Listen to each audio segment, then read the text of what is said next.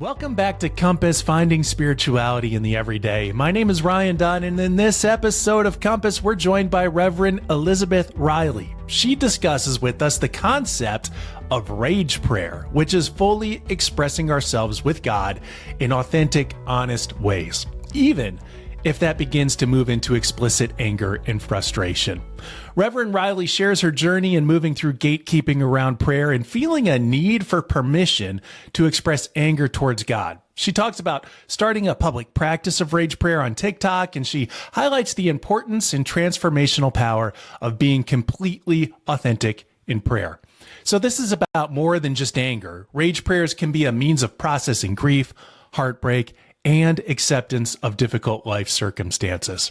There's a whole lot of interesting, useful ideas in this episode. Reverend Elizabeth is an Episcopal priest currently serving in the Diocese of Olympia, which covers the western portion of Washington State. You can find her on TikTok at the Rev Riley, and her book, Rage Prayers, comes out on October 8th, 2024. Let's talk prayer, authenticity, and TikTok on the Compass Podcast.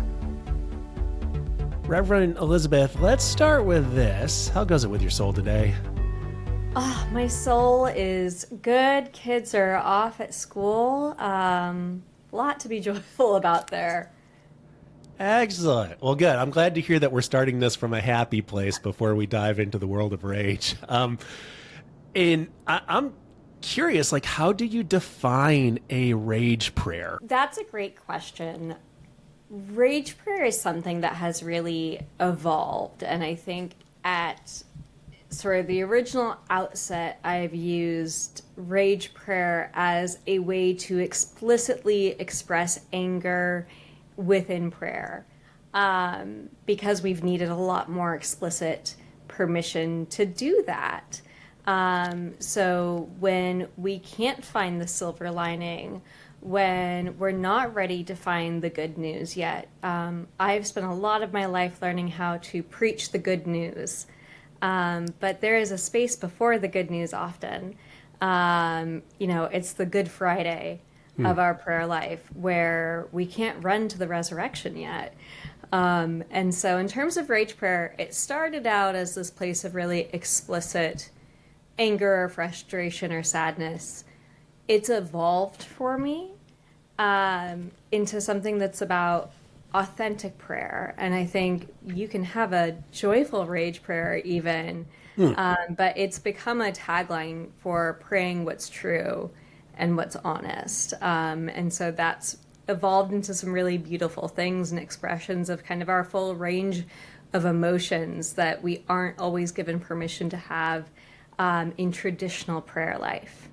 You mentioned we are feeling a sense of needing permission to commit to some of these prayers. In your spiritual journey, has there been a sense of gatekeeping around prayer? Like prayer is only using these words or only expressing these kinds of feelings? I started my Christian journey within a Catholic church right around when I was in first grade. And so if you've been a part of a Catholic community, you'll probably recognize that that's right around when First Communion's happening, right? And I was baptized into the Catholic Church and then went through my First Communion. To receive your First Communion, you first do your first confession. And so this sticks with me as this very integral part of my faith life that had to do, or of how I was kind of formed in my Christianity, where it felt like we are supposed to have shame and humility around anything that's potentially bad or sinful, and then there are things that we could feel good about, and there was a lot of black and white thinking within that. And in addition to kind of having my prayer and sacramental life wrapped up around this sort of confessional piece that also felt just really odd at 7 years old to figure out, what do I need to go confess? What have I done wrong? And you're sort of soul searching around, who was I not honest to my parents, not nice to my sibling?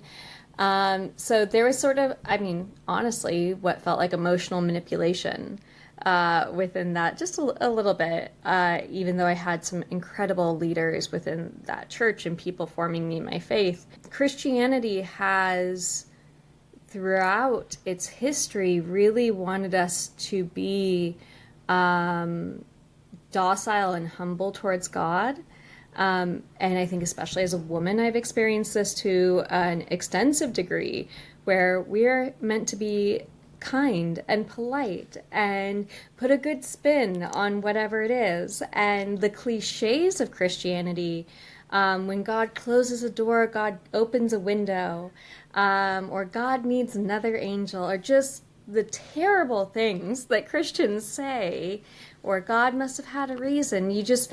Those spins that even if I wasn't explicitly taught them, I took them in from culture, from media, from things that my parents had been taught, even as they had their own versions of deconstruction of trying to not be a part of that type of Christianity or that type of faith practice. And what, through that, even though that was not what was explicitly said to me, I learned it and internalized it. And through my ministry and my work, I think many people have internalized a similar message, whether they're within the church or outside of the church, a message that Christians are supposed to be pleasant, and we're not supposed to talk about uncomfortable things. And certainly we wouldn't be angry at God. We can be angry at ourselves, but God must have had a reason. So we're rarely given tools that actually help make sense of what does it look like to be angry at God. So you started a public practice of rage praying on TikTok. Accidentally. Okay, yeah, tell me about that. Like what led to that like public outpouring where it's Oh my goodness. enough is enough. I need to do this. It was sort of accidental and a little difficult to explain if you don't know the ins and outs of social media and trends, but there was a song that was trending on TikTok, and it was this very upbeat, it felt like girly pop 2010 music a little bit, but the lyrics were talking about, do you ever get a little bit tired of life? And it was this weird contrast between lyrics that sort of talked about the difficulties of life and this sort of poppy music, that you felt like you'd be like getting ready with. And I ended up making a video basically saying, hey, you don't have to put a positive spin on things. Like, let's actually just be angry in our prayer. It was a joke. It was not intended to be this new prayer practice. And I posted it, and it's like, oh, that felt like something. Like the idea of, I think I used the phrase in that video, let's rage pray. And I was like, I wonder if that could be something. A week later, my divorce started. And rage prayer ended up being the practice that really bloomed in the midst of my personal life just completely changing, while also finding something that sustained my own faith and felt like I had something to offer the world.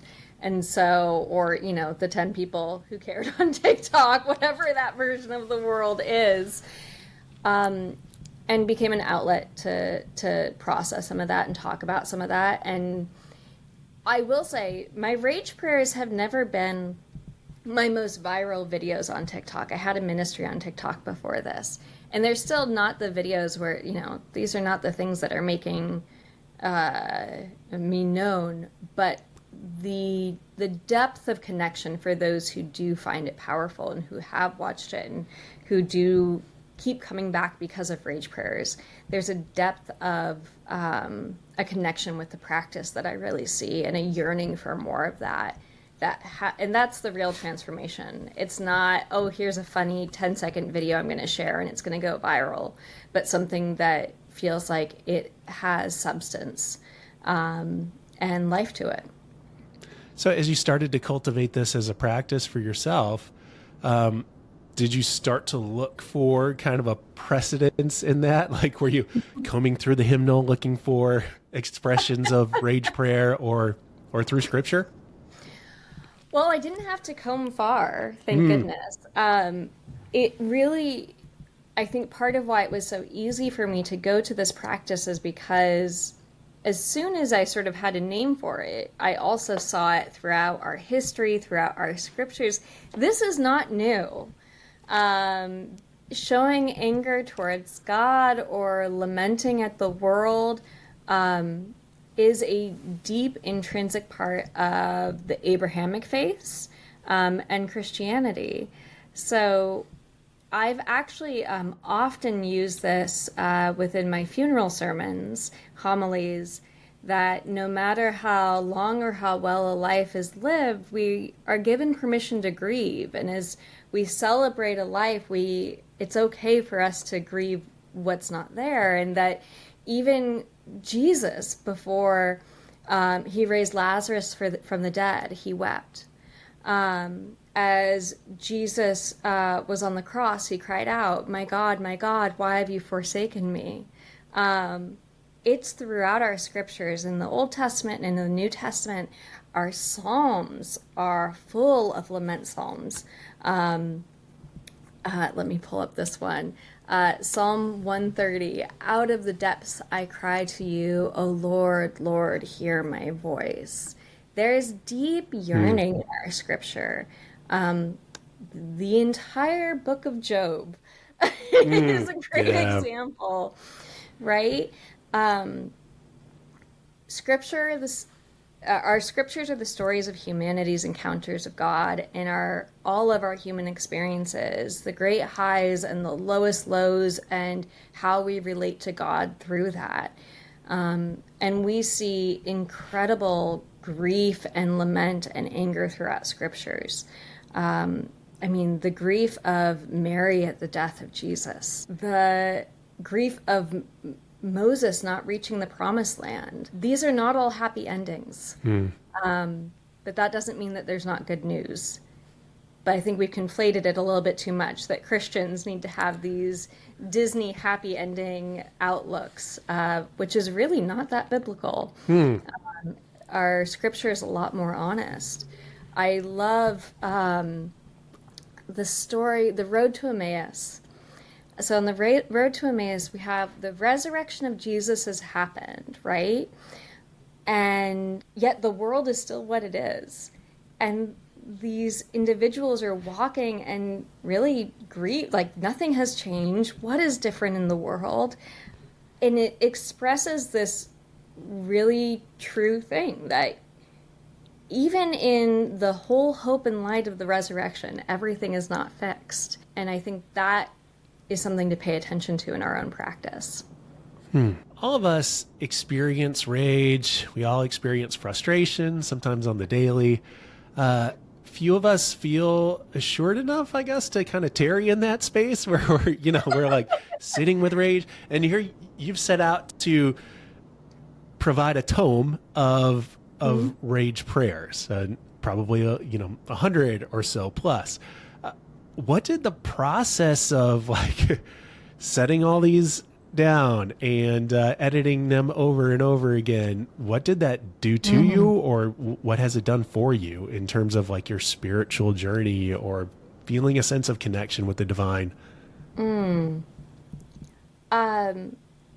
It's been a huge gift. I mean, for myself to engage that practice, but the number of people who have walked alongside me in this process, who have given feedback, who have been part of talking through what is it like to rage? What are the things we want to rage with? And I think the way in which I've gotten to see other people's spirituality sort of shift through that process has been a real gift.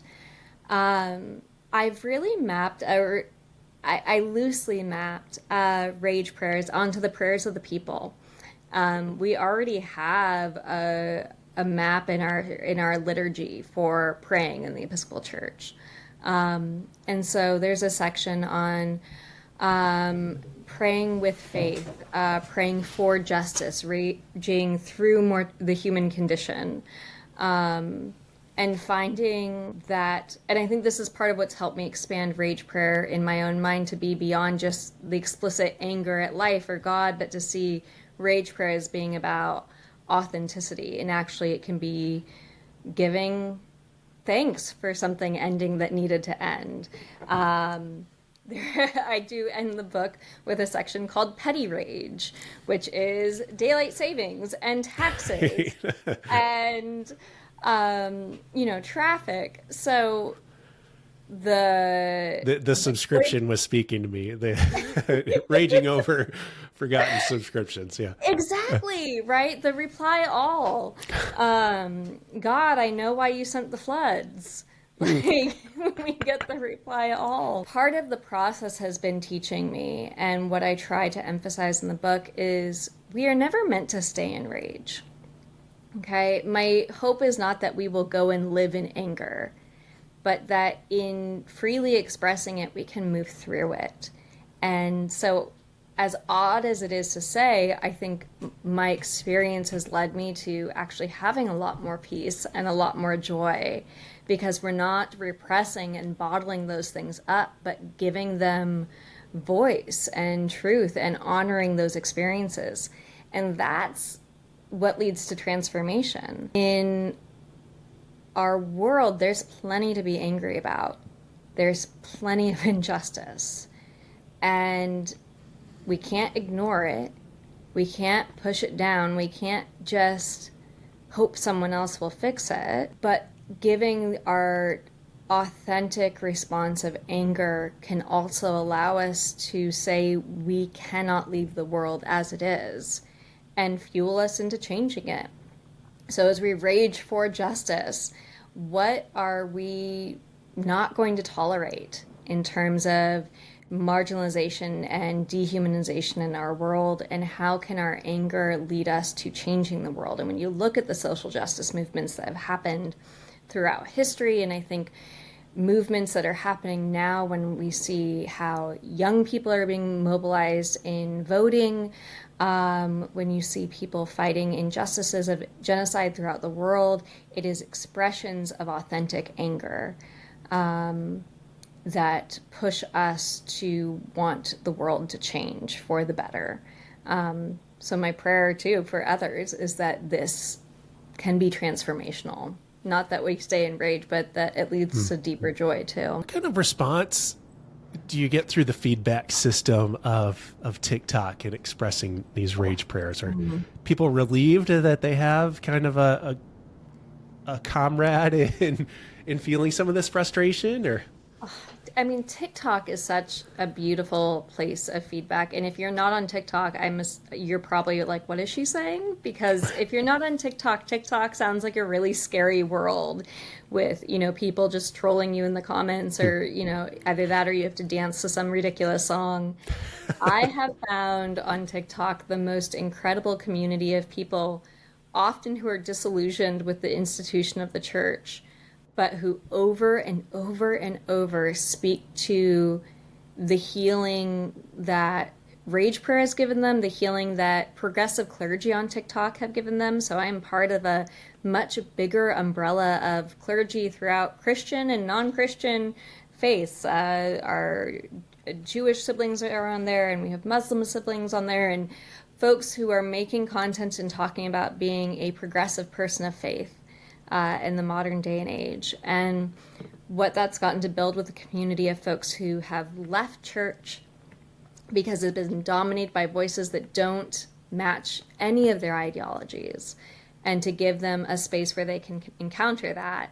I get so much feedback of healing and hope. People who have said, I don't know if I will ever go back to church, but thank you for giving me a glimpse of God, or this healed something that was broken in me, or whatever it is. And I see this on other progressive clergy TikToks as well.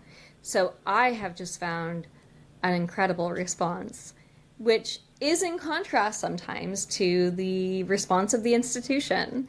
So my rage prayers are not every Christian's cup of tea.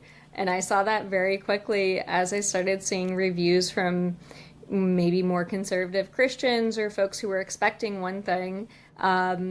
and found me to be very different. And I'm okay with that. I know that how I practice my faith, I mean, look, the negativity I get on Facebook, on TikTok, is usually about me being a woman and, speaking for the devil. So I'm used to not being everyone's cup of tea. And sometimes I'm like, okay, so as long as I'm upsetting the right people, we're okay. So I will, from the institution of the church and from the Episcopal Church, there are certainly folks who want us to appear a certain way, who want a sort of properness from clergy.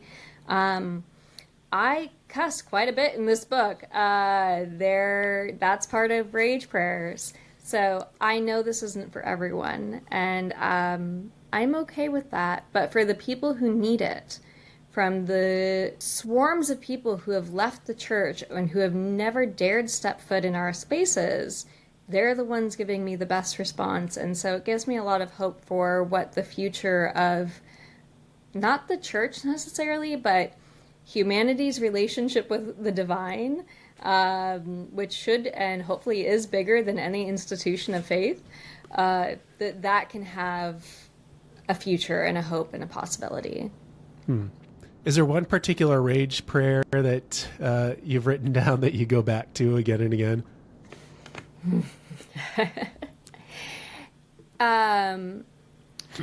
There is a line in my divorce rage prayer, actually, that, and I want to get it right. So divorce was a big part of how rage prayer started for me. And so obviously writing a rage prayer about divorce was important. And so I start the rage prayer for divorce saying, I did not pray for this until I did.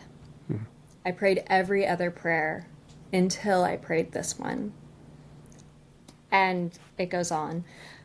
But I think we can apply that to so many things in our lives, where coming to the reality of what we are left with or where we are at and the acceptance of that, or the praying for the outcome we would have least wanted a year ago. That's something I go back to a lot in many aspects of my life. And the grief and the heartbreak of, reaching a point where you do pray that something ends so that new life can be given to something else, and that both people can go off and have, the wholeness they deserve. I've seen that replay in other aspects of my life, in relationships and jobs. So that's really stuck with me, and the permission to pray for things even when they might seem like not what we wanted originally. Well, thank you for sharing that with us. What do you hope, as you've put this book together, a collection of rage prayers, what do you hope that the casual reader takes away from it? That they can reject every single one of my prayers, and that's fine, but that they have permission to pray differently than they ever have before. And to try on something that maybe felt taboo or like the wrong way to pray. There's no wrong way to pray. It's all conversations with God, and we get to show up fully to God. So I hope that the casual reader takes away some permission to try showing up with God fully as themselves, that God can take that, if that is too risky, then we aren't in relationship with God if we can't be our full selves.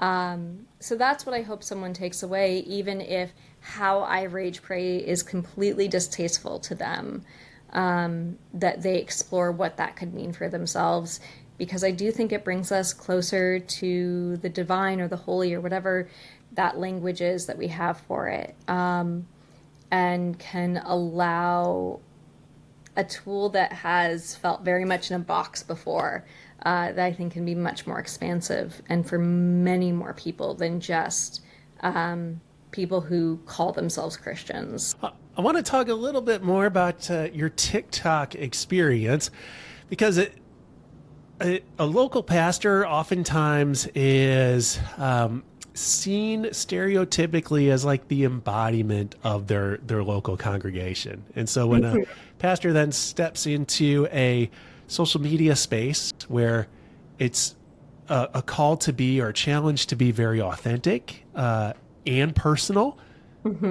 there can create a little bit of dissonance between like that representative of the institution and the person who is the pastor who is online. Has your TikTok presence had any kind of effect on your local congregation ministry? Certainly. It has opened up a lot of conversations, and, not everyone gets it. I stumbled into TikTok accidentally through the pandemic, and so this was a piece of my experience was being at home, ending up going viral on TikTok, and having that be an outlet. I more recently have started at a new congregation, and I would say that having been more established in this practice now, it's much easier to teach a congregation about what that is and what to expect, and that I've really embraced this as part of my ministry and part of my passion. I will say, for all of folks' potential hesitation, we've also seen people walk in the door who've said, "Hey, I saw your priest on TikTok, and so I came." I'm always, I say always, I care about having space to show up on social media as myself and not as the rector or representative of the congregation. So my TikTok is not at congregation's name, it's at the Rev Riley. And I don't speak for my congregation. I didn't do many videos of my congregation because I wanted that freedom and I needed that freedom, and I advocate for that. And I think there are spaces for churches to show up as their church brand. So I also help do TikTok for the Episcopal Church, and I get to show up under that brand. There's some videos that just won't work that way. So there needs to be space for both. Clergy have, been wrestling with this for a while. I mean, for 10 years plus, we have been on Facebook and whatnot, and you'll often see clergy with a little tagline that says, "All posts and opinions are my own and not a representation of my congregation." So I think having that expanded to the various ways we show up online. Certainly, I can't completely disassociate from any title I wear in the world, but giving us some flexibility to show up in a few different ways is something we can learn. And I think I'm working with my congregation to learn how to do that. What's next for you? Being very excited about this book coming out and just having it enter the world. I am doing more social media consulting and really trying to help other folks find their joy in their digital evangelism. I am passionate about the fact that I think most of our spiritual institutions have some good news or ragey news to share online, and that we have these unique charisms of our congregations that are worth sharing. I would get people on TikTok saying, "Oh, I want to come to your church. Like, what's the link online?" Which is flattering. And I said, I'm not the magic unicorn you think I am. There's actually lots of Episcopal clergy, frankly, that look even like me. So I'm passionate about connecting folks to their local congregations and also helping our local congregations share their message more widely so that folks can realize there are these branches of Christianity that are not like the dominant loud voices in our media. And so that's a lot of what's next, is helping other people share their stories, set up TikToks. I was at General Convention this summer, taking videos of bishops, getting them to do blessings, and helping share just some authentic, easy, good news. And it was amazing to see the response to that. So hopefully a lot more of that sort of work. Well, it's at the Rev Riley on TikTok. Any other convenient spot for people to, and on Instagram? Okay, cool. Any other convenient spots to come and check out your work? My website's therevriley.com, and Rage Prayers will be wherever you buy books. I really hope you all will find your local bookstore and go support them. They're amazing. They can pre-order anything you need. So I'm excited to see that hit the shelves. Awesome. That's October 9th, right?